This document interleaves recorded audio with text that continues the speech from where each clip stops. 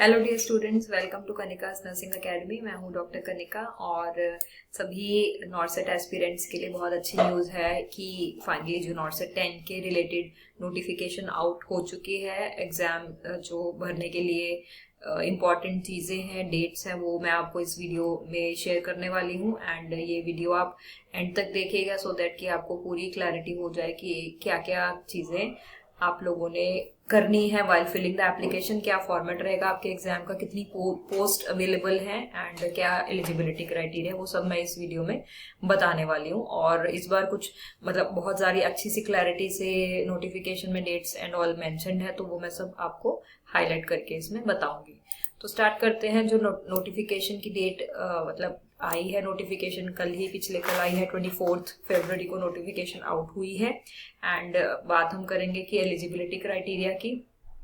Eligibility criteria for applying आपका जो होना चाहिए वो है BSc nursing and BSc post nursing, post basic BSc nursing, and आपके पास एक आरएनआरएम सर्टिफिकेट होना चाहिए। अगर आप बीएससी नर्सिंग या post basic BSc nursing qualified है तो आपके पास एक्सपीरियंस नहीं होगा, तब भी आप फ्रेशर अप्लाई कर सकते हैं। बट अगर मैं बात करूं, मैं यहाँ से ले लेती हूँ, तो बीएससी नर्सिंग एंड बट अगर हम बात करें डिप्लोमा की, तो अगर डिप्लोमा आपके पास है, आपके पास एक एक्सपीरियंस होना चाहिए, 2 years का minimum experience in a 50 bedded hospital आपके पास होना चाहिए।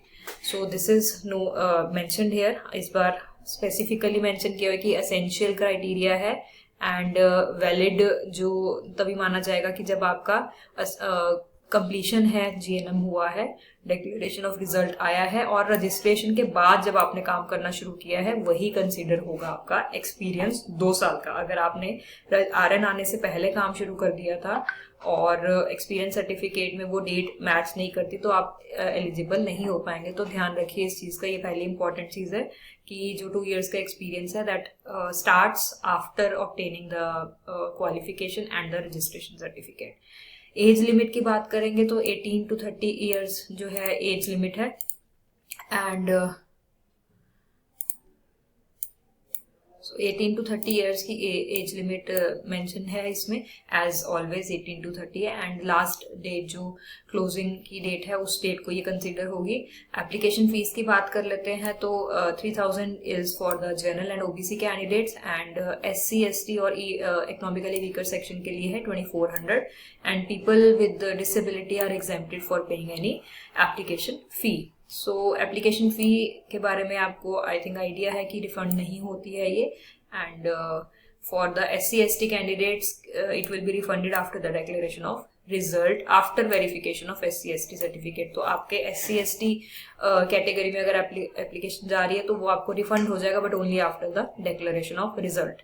सो हम डेट की बात कर लेते हैं। जो 2 फेजेस में आपका एग्जाम रहता है, स्टेज 1 है CBT जो 11 अप्रैल 2026 इज द सैटरडे जब आपका एग्जाम होगा। उसके बाद सेकेंड स्टेज का जो एग्जाम जो नॉर्सेट मेंस है वो होगा 30 अप्रैल को। तो ये डेट्स आप बिल्कुल हाईलाइट करके रख लीजिए, 11 अप्रैल एंड 30 अप्रैल। इसके अलावा अगर आप और इन्फॉर्मेशन लेना चाह रहे हैं तो aimsexams.ac.in पे जाके भी आप इन्फॉर्मेशन ले सकते हैं। उसके बाद हम डेट्स की बात करें कि जो नोटिफिकेशन आई है एग्जामिनेशन एप्लीकेशन फॉर्म भरने की, उसकी क्लोजिंग डेट है 16 मार्च। ध्यान से देखिए 16 मार्च है, जो मैंने पहले आपको बताया है 11 अप्रैल को एग्जाम है और 30 अप्रैल को मेंस है। तो 16 मार्च तक इसकी एप्लीकेशन फिल होगी। आपको अच्छे से पढ़ लेना है because once it is submitted आप बाद में चेंजेस नहीं कर पाएंगे। बट कुछ इंपॉर्टेंट चीज़ें हम देख लेते हैं। कल 24 फरवरी से ये शुरू हो चुकी है एंड 16 मार्च को 5 बजे खत्म हो जाएगी। ऑनलाइन एप्लीकेशन है, ऑफलाइन नहीं है। And submission of NOC it is mandatory. अगर आपके पास एनओसी नहीं है, आप पहले एप्लीकेशन फॉर्म भरने से पहले ये डॉक्यूमेंट्स अपने रेडी कर लीजिए, एनओसी अप्लाई कर दीजिए, फिर ही उसके बाद आप एप्लीकेशन फॉर्म भरिए। क्योंकि अगर आपके पास एनओसी नहीं है, आप गवर्नमेंट में, सेमी में या कोई भी ऑटोनॉमस बॉडीज में काम कर रहे हैं तो आप एलिजिबल नहीं माने जाएंगे। तो एनओसी सबमिशन कराने की last date is 20 March. 16 March is application, but वो आपको बाद में सबमिट कर सकते हैं, साथ ही है तो दैट इज ओके, बट 20 मार्च तक आप करवा सकते हैं। सो उसके बाद जब ये आप क्लोजिंग डेट 16 है 20th को आप एनओसी भी 20th तक एनओसी करा देंगे तो 24 मार्च को आपका एप्लीकेशन फॉर्म का स्टेटस आ जाएगा कि whether you are eligible for examination और not. And registration and rejections और डेफिशिएंसीज की नोटिफिकेशन आ जाएगी 25 मार्च से लेके 27 मार्च के बीच में अप टू 5 PM। इसके बाद अप्रैल के फर्स्ट वीक में 4 अप्रैल को आपको आपके जो आपने ऑप्शंस भरी होंगी उसमें से एग्जामिनेशन सेंटर की सिटी बता दी जाएगी। 8 अप्रैल को एडमिट कार्ड जो है वो अवेलेबल होंगे ऑनलाइन। एंड 11 अप्रैल को स्टेज 1 का एग्जाम है एंड जो मेंस है वो 30 अप्रैल को है। एंड जो रिजल्ट्स हैं as per after the dates जो है रिजल्ट्स विल बी अनाउंस्ड, उसके भी इंफॉर्मेशन लेटर ऑन देंगे। एंड सेंटर्स जो है ऑल ओवर इंडिया बनते हैं, ये पहले वाली ही कंडीशन है, बट ये इंपॉर्टेंट चीजें थी जो हमने इस वाले पर्टिकुलर पेज पे देखी है। इसके अलावा जो कंडीशंस हैं, ऑनलाइन मोड में ही एप्लीकेशन फॉर्म भरा जाएगा, कोई ऑफलाइन मोड नहीं है, ध्यान से सुन लीजिए। 24 फरवरी से लेके 16 मार्च तक है इसकी डेट, 5 बजे तक। सो कोई भी डॉक्यूमेंट ऑनलाइन एप्लीकेशन या कुछ भी है वो फिजिकल फॉर्म में नहीं जाएगा तो वो आपका कंसिडर नहीं होगा। सो जो भी एप्लीकेशन फॉर्म आप सबमिट करेंगे ऑनलाइन जो है उसकी एक कॉपी आपने रखनी है along with the proof of payment आपके अपने रिकॉर्ड्स के लिए। सो कोई भी रजिस्ट्रेशन में अगर आप चेंजेस चाह रहे हैं will not be considered through any mode, तो आप अपना रजिस्ट्रेशन जो एप्लीकेशन रजिस्ट्रेशन है वो ध्यान से देख के उसको फिल करें। एंड अपने आप पहले एलिजिबिलिटी आप चेक कर लीजिए अपनी, in terms of age, in terms of qualification and in terms of experience. तो यहाँ पर ये था। तो रीजन फॉर रिजेक्शन मैंने बता दिया कि 25 मार्च से लेकर 27 मार्च के बीच में आपको पता चल जाएगा कि whether your application is rejected and क्या रीजन उसका रहा है। एंड कोई भी इसके बाद कोई चेंज वो नहीं अलाउ करेंगे। एंड ऑनलाइन पोर्टल 16 मार्च को क्लोज हो जाएगा। तो हम यहाँ से आगे चलते हैं। बाकी जो इंस्ट्रक्शंस हैं, आप जब अपना फॉर्म भरेंगे तो वहाँ पे इमेज कितने KB की होनी चाहिए, क्या साइज होना चाहिए, कैसी होनी चाहिए, वो वहाँ पर मेंशन्ड होगा।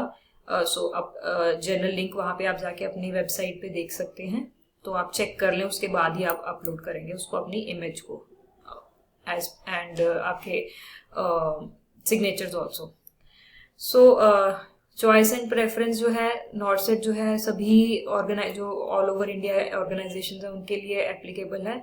तो you need to give your choice letter on, you will be asked to give your choice as per the scheme of NORCET. तो अगर आप अपनी कोई चॉइस नहीं देते हैं इन द गिवन ड्यूरेशन जो आपको दिया है तो फिर वो जो it will not be considered, ठीक है।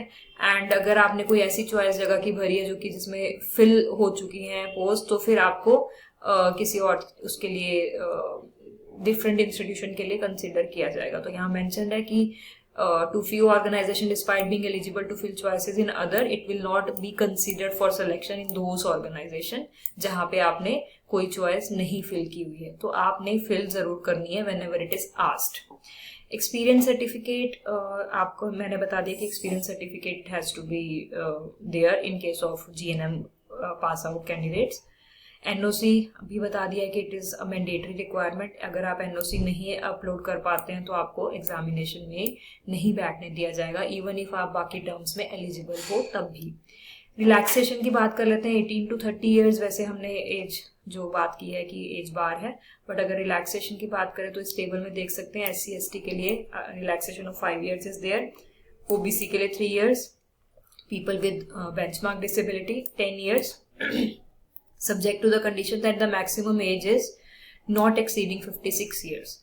So for example, अगर कोई person with benchmark disability is 48 years old now, तो 10 साल की रिलैक्सेशन के बाद उसकी एज 58 years old वो है, और अदरवाइज उसको कंसिडर नहीं किया जाएगा अगर the person is more than 56 years of age, okay. And people with benchmark disability plus OBC उनके लिए 13 years है, with SC ST along with the disability 15 years है। And in case of ex serviceman the length of military service plus 3 years, इसके लिए अलग से annexure है। So those who are belonging to this category they can carefully go through this annexure. For the central government employees 5 years है, general वालों के लिए, OBC वाले सेंट्रल गवर्नमेंट के लिए 8 years है 5+3, and SC ST central government के लिए 10 years है 5+5 के रिलैक्सेशन। सो यही इन्हीं रिलैक्सेशंस के थ्रू कंसिडरेशन होगी, इसके अलावा कोई भी कंसिडरेशन नहीं है। तो डेफिनेटली आपको अपना कास्ट और कैटेगरी सर्टिफिकेट जो है वो सबमिट करना है। बेस्ड अपॉन दैट ओनली आपकी कंसिडरेशन होगी एक पर्टिकुलर कैटेगरी कास्ट में, और for all EWS, SC, ST and OBC category.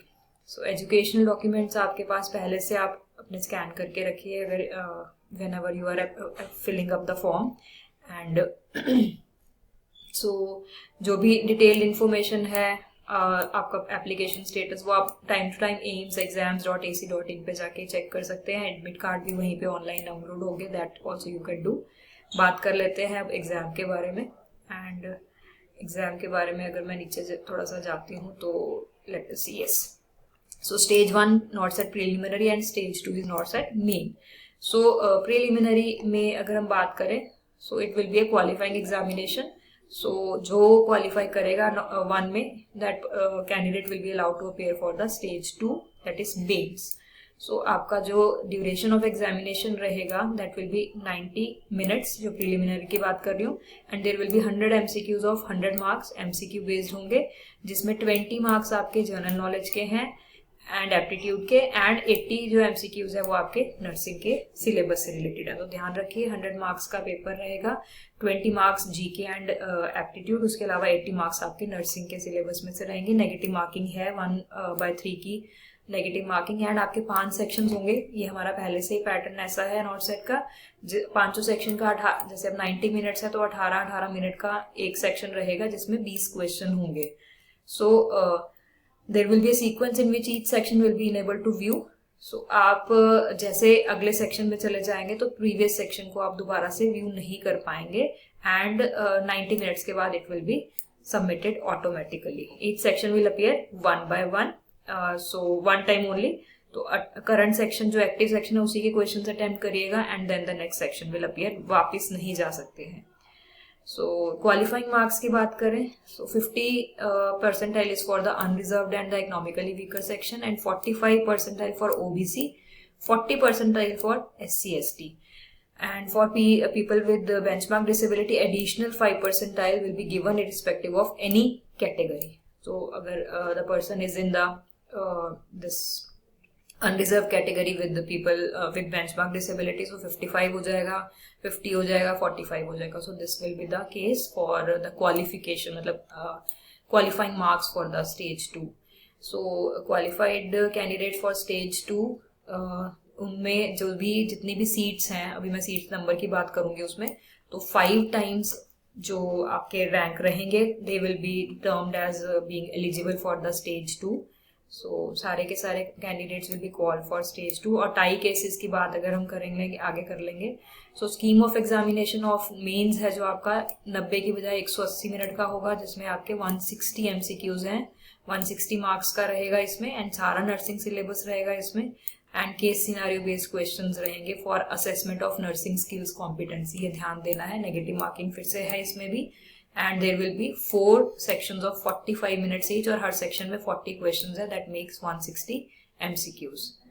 And sequence वही ऐसे ही चलता रहेगा, एंड ऑटोमेटिकली वो सबमिट हो जाएगा। और जो क्वालिफाइंग परसेंटेज मार्क्स है वो भी है 50% फॉर अनरिजर्व, सेम है, and 5% relaxation for the EWS। So ties का रेजोल्यूशन भी है, तो अगर आपकी इक्वल मार्क्स है तो जिसका डेट ऑफ बर्थ ज्यादा है that will be given the rank above rank. अगर इससे सॉल्व नहीं हो रहा है तो जो नंबर ऑफ रॉन्ग आंसर्स है उसके हिसाब से आपका रैंक हायर हो जाएगा। अगर आपके ज्यादा रॉन्ग है तो आप नीचे रहेंगे, अगर आपके कम रॉन्ग है तो आप ऊपर रहेंगे।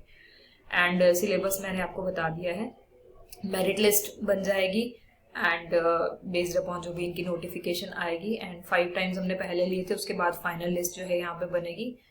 फटाफट से एक बार देख लेते हैं हम लोग कि कितनी सीट्स अवेलेबल है, देन आप इस वीडियो को ध्यान से देखिएगा। ओके, सो टोटल सीट्स जो वैकेंसीज हैं 2551 है अक्रॉस ऑल सारे के सारे कैटेगरीज में, जिसमें से 1113 है अनरिजर्व कैटेगरी में, and 648 is for the OBC category, for the SC category 375, for ST category 194, and for the EWS category 226. So total 2500 plus vacancies available है, तो आप फटाफट से अपनी तैयारी शुरू कीजिए।